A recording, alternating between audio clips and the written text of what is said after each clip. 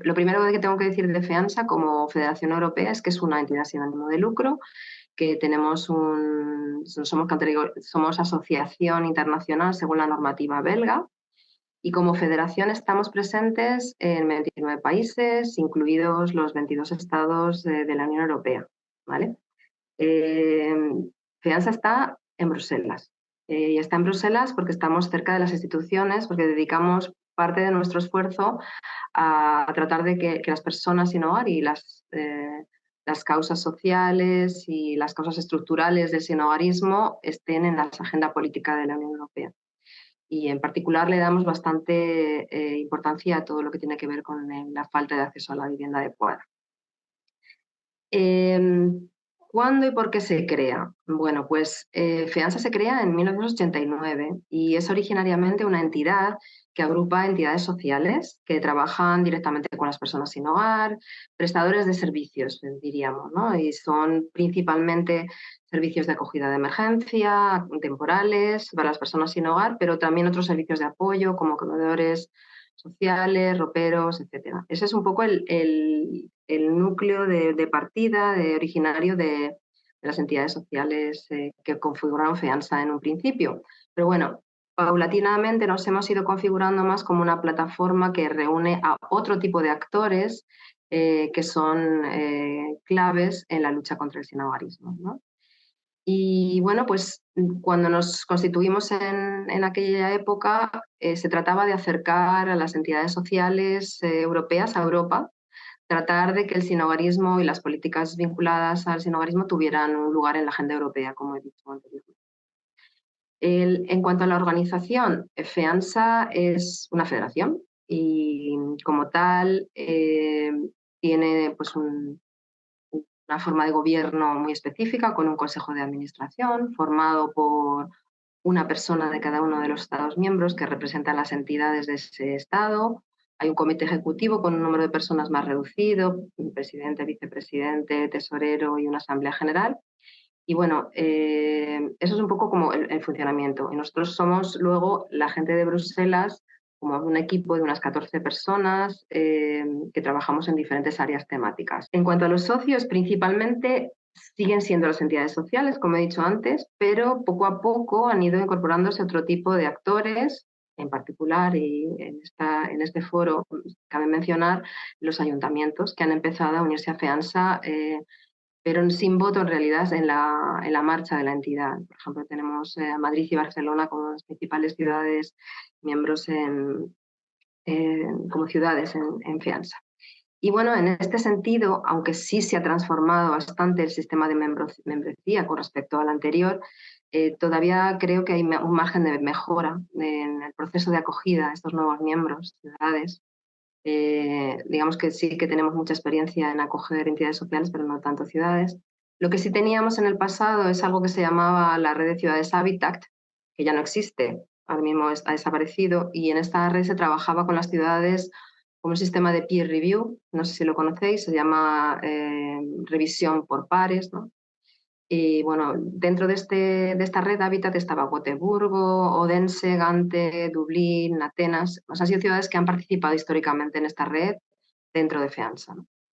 Bueno, entonces, ¿de qué nos ocupamos en FEANSA? Pues yo creo que ya algo he mencionado. Dedicamos gran parte de nuestro esfuerzo a luchar contra las causas estructurales del sinhogarismo y en particular, y este es digamos, el esfuerzo mayor es a través de los temas relacionados con la vivienda. Luego, por otro lado, y este es uno de los mayores logros de FEANSA, hemos tratado de categorizar el sinhogarismo y la exclusión residencial para medirlo mejor mediante la tipología ETOS, que yo creo que seguramente nuestra audiencia aquí conoce. Y ETOS incluye no solamente las situaciones de exclusión residencial más severa, lo que todos conocemos como situaciones de calle o situaciones en emergencia o en acogida temporal para personas sin hogar, sino que también hacemos referencia a todo lo que tiene que ver con vivienda inadecuada y vivienda insegura. Es decir, el sinhogarismo no se limita a verse obligado a dormir en la calle, si además nos planteamos la dificultad de comprensión del fenómeno a escala europea, hay muchas definiciones, diferentes contextos sociopolíticos. Entonces, ese es el sentido de ser de etos, ¿no? Tratar de alguna manera, comprender el fenómeno de una manera en el que todos hablemos de las mismas categorías. ¿No? Y bueno, lo que queda claro cuando estudiamos el sinhogarismo es que se encuentra un poco entre varias causas, ¿no? Los obstáculos más estructurales, la precariedad, el mercado de la vivienda, los flujos migratorios y su tratamiento, y luego toda una serie de factores más individuales, ¿no? Mm, Adicciones, problemas de salud, etcétera, ¿no? Y FEANSA trabaja para sensibilidad sobre esa complejidad, sobre el sinhogarismo como, como complejidad, y trabajamos temáticamente, ¿no? FEANSA está, ya os lo he comentado anteriormente, está presente en 29 países, incluidos 22 Estados miembros, y entre ellos está España, obviamente. Y España tiene una variedad muy rica de entidades sociales. Están dentro de las entidades catalanas que podéis quizá conocer más entre la audiencia, están ASIS, l'Agència de l'Habitatge de Catalunya, Arrels Fundació, lo que comentaba antes, la ciudad de Barcelona. Están también la Orden Hospitalaria Sant Joan de Déu, está Suara Cooperativa, FEANSA y Fundación ABPIE. En septiembre presentaron el último informe sobre sinhogarismo y exclusión residencial. Y en ese informe lo primero que se dice es que la exclusión residencial ahora mismo es un problema estructural en la Unión Europea, ¿no? Ya llevamos varias décadas en el que el coste de la vivienda va aumentando mucho más rápido que los ingresos de las familias, y esa tendencia se ha ido acelerando en muchos lugares, ¿no? Esto significa que los hogares son todavía más vulnerables cuando se produce cualquier tipo de crisis externa. Este es el caso de la crisis de la guerra de Ucrania realmente. Las repercusiones de la guerra de Ucrania han agravado una crisis de la vivienda que ya estaba arraigada en Europa, ¿no? Es un poco lo que viene a decir el informe, que de crisis en crisis las condiciones de los hogares se deterioran, y bueno, una parte de la clase trabajadora y una parte también de la clase media se enfrentan a precariedad creciente, subida generalizada de alquileres. Es decir, poder permitirse una vivienda ya no es algo obvio, ¿no? Y todo esto, en muchos países de Europa, persiste la falta de un parque de viviendas adecuado para facilitar soluciones a largo plazo. Hablando un poco del impacto del contexto y tal, pues hay una parte que tiene que ver con la inflación, que yo creo que ha afectado, quizá a lo mejor en España en menor medida que en otros países, pero la inflación ha afectado tanto a las personas sin hogar como a los servicios sociales de atención a las personas sin hogar. Luego, el otro tema relevante de este último año y medio es que los Estados miembros han tenido que aumentar el alojamiento existente para alojar a las personas refugiadas provenientes de Ucrania, ¿no? Por ejemplo, por daros un ejemplo, en Polonia más de 1,5 millones de personas se han registrado para recibir protección temporal hasta septiembre de este año, del año pasado. Y en Chequia, que ha sido el Estado miembro con mayor número de refugiados, había unos 300.000 refugiados a finales de agosto del año pasado. Es decir, que tanto la inflación como la crisis de los refugiados ucranianos afectan e impactan en la acogida y en los recursos, ¿no? Una de las cosas que hace también este último informe es a tratar de hacer una estimación de cuáles son las personas sin hogar en Europa, ¿vale? Pero se enfoca en una parte de etos, no en todas las categorías de etos que he mencionado antes, sino las categorías 1, 2 y 3, lo que nosotros denominamos etos light, ¿vale? Y en ese sentido, FEANSA ha estimado que en 2002 en Europa, incluido el Reino Unido, habría alrededor de unas 896.000 personas en alguna de estas tres formas de sinhogarismo, ¿vale? Casi 900.000, vamos a decir, ¿vale? Precisamente es uno de los retos más importantes, ¿no? El tema de contabilizar. Cuando tú quieres atacar un fenómeno, tienes que saber tener datos, ¿no?, sobre él. Entonces, en el ámbito de la plataforma europea, que luego hablaré, Plataforma Europea para combatir el sinhogarismo, hay un proyecto piloto que se centra específicamente en tratar de definir una metodología común en los recuentos, ¿vale? Los recuentos de personas sin hogar, basándose en las metodologías existentes y coordinando incluso un recuento paneuropeo de personas sin hogar en varias ciudades en un mismo momento, ¿no? Eso se va a producir próximamente. Y bueno, esto sería en cuanto a personas sin hogar, digamos, las categorías de las que yo he mencionado, que son, digamos, la exclusión más severa, pero luego el informe trata también de abordar temas que tienen que ver más con la exclusión residencial, es decir, la situación de vivienda, las personas, ¿no? Que serían, digamos, otro tipo de categorías dentro de las categorías CETOS.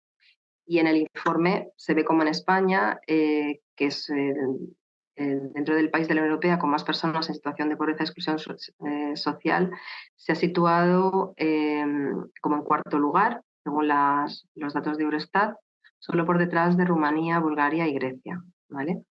En 2022, en toda la Unión Europea habría 95,3 millones de personas en riesgo de pobreza y exclusión social, que es aproximadamente un 21,6% de la población total. Bueno, ¿esto qué quiere decir? Que las tasas de pobreza y exclusión social en Europa son altas, son constantes, y esto evidencia que causas profundas y estructurales que las sucesivas crisis no han hecho más que agravar.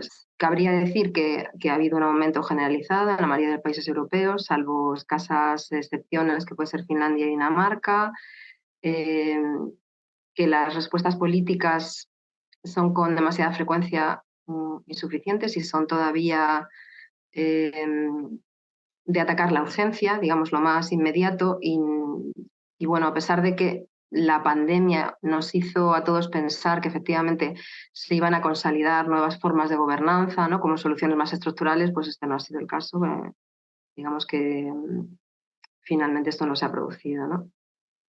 FEANSA lleva muchos años buscando un compromiso europeo, ¿no? Incluso en el pasado se habló de una estrategia europea, etcétera, etcétera. Pero bueno, siempre nos hemos topado con el hecho de que, bueno, las políticas sociales no son competencia de la Unión Europea y en este ámbito casi todo es, denominamos soft law, o sea, son directrices, son líneas generales, son recomendaciones, pero casi nunca normativa, obligatoriedad, ¿no? Y bueno, y por supuesto está el principio de subsidiariedad. Todo lo que se puede hacer desde el ámbito local, más cercano al ciudadano, no lo hace la Unión Europea, más alejada de la realidad, ¿no? Entonces, eso siempre ha sido un poco un límite, ¿no? En la incidencia a nivel europeo, pero nosotros estamos encantados, estamos contentos de que se haya puesto en marcha esta iniciativa europea, en sus siglas en inglés EPOC, European Platform on Combating Homelessness,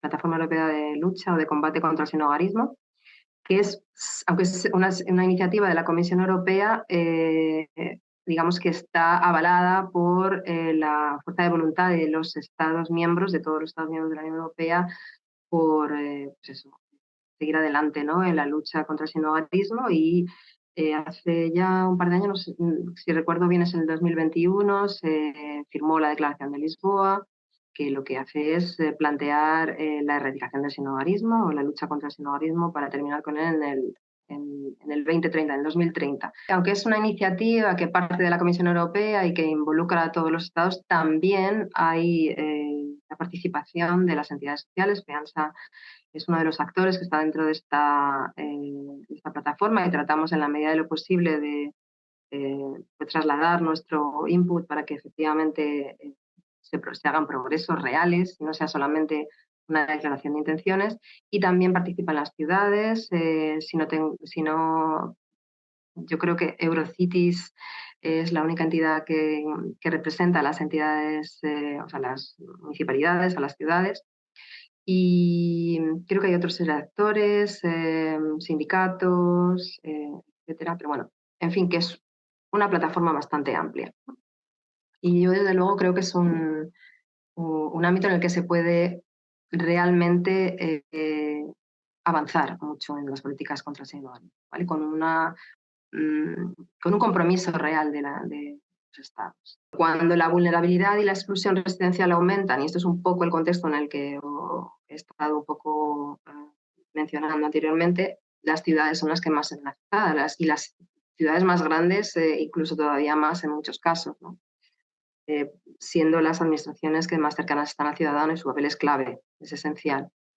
Y yo aquí hablaría un poco de la necesidad de que exista una gobernanza y una competencia multinivel, es decir, no solamente tiene que recaer sobre las ciudades. En este contexto de creciente precariedad, de dificultades de acceso a la vivienda, de atención integral, la coordinación entre las diferentes políticas y departamentos es imprescindible. Entonces, no solamente es los ayuntamientos, ¿no?